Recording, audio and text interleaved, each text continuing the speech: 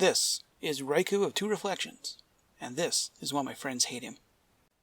So this is Raikou of Two Reflections. It's a 2/2 legendary human wizard. It costs a red, a green, a blue, and 2. And he's got 2 really cool abilities on him, and he's been out since the first Commander set in like 2011.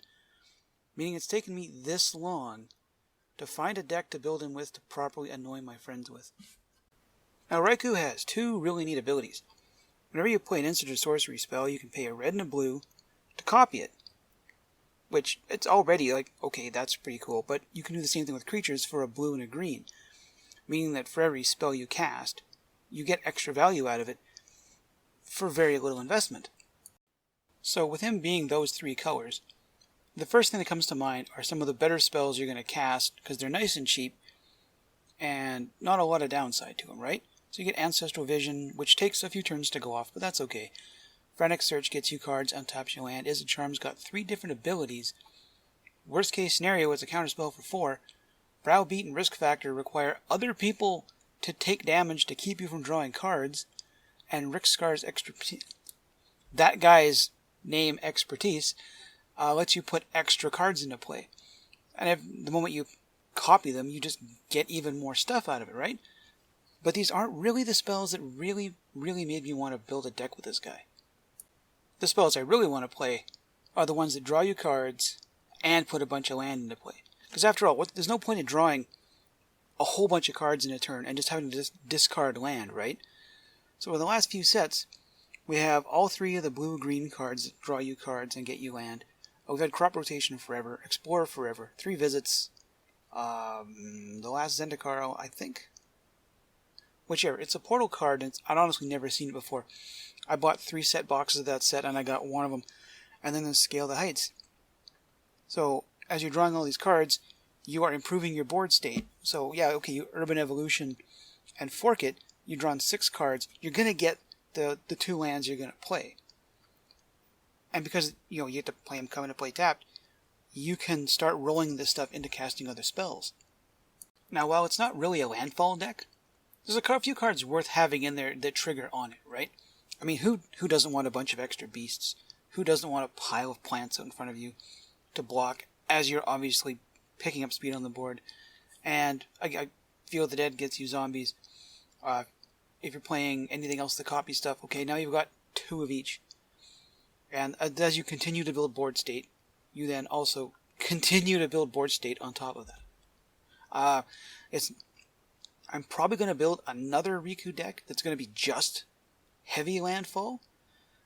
Because after playtesting this a few times, wow, does this deck churns out a lot of land.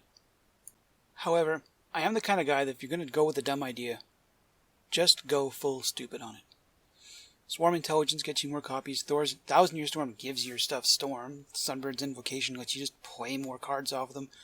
Rings of Bright Hearth and Lithoform Engine let you keep using Raikou over and over again. I've got a fork, I've got a twin cast, gives you more stuff. And then on the other side of it, Archmage Emeritus and Stormkiln Artist, both from Strixhaven. One gets you card, one gets you treasures. I'll get to the Stormkiln Artist here in a minute. I'm also running a Impersonator and a Metamorph because sometimes you just want to have 3,000 Year Storms going on just to make your friends hate you even more. So you've got your Raikou out, you played your Stormkiln Artist, you copied him, and you want to play a spell. You cast your spell, Stormkiln Artist gives you a pair of treasures. Hey, guess what? You have something to spend those on, and then you get an extra shot with that spell. And if you've got someone like Veyran, Voice of Duality, which makes all your stuff trigger again, the deck literally just starts to pick up speed as you're able to keep accumulating treasures to play more spells, to keep doing more things. But I hear you saying, Dub, you can't depend on just Avenger of Zendikar and Rampaging Balos to win this. And you're right. That's why I threw in 3 other win cons. The first being the ability to mill your opponents out to absolutely nothing, so they lose. Which, I'll be honest, is like one of the ways I hate to lose the game the most. But sometimes you have to suck up your pride and just do bad things to other people. The other 2 are Laboratory Maniac. Since you're drawing all these cards, you might as well have them out in play. Draw your deck to nothing and win. Because that's one of the most blue ways I can think to win a game ever. The other being Thassa's Oracle. So you got your deck down to almost nothing, Thassa's Oracle comes into play. You look at the top X cards with devotion to blue, and at this point you should have a bunch of stuff with blue mana symbols into play. And if you look at more cards than are in your deck, you win the game. So, the deck with 4 different win cons should stand a much better chance than one with 1, right? Well, I didn't have the Maniac or the Oracle in the first time I played it, and I've been running through it here again. The deck just picked up so much speed, all 3 my opponents just quit. And then I got soundly thumped in the next game, quite deservedly so. I still intend to playtest this deck a bit more.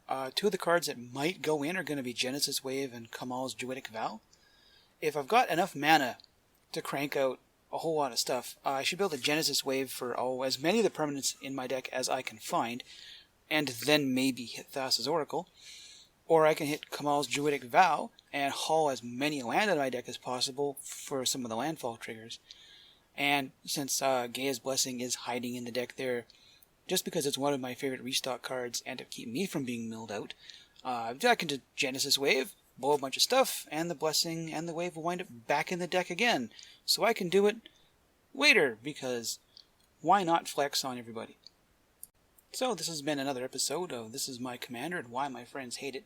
If you got anything else you want to suggest for putting in the deck, there's a bunch of cards that I didn't add on the thing. It's Turnabout to one-tap all my stuff, and a bunch of other things that I can't remember because the deck's not in front of me.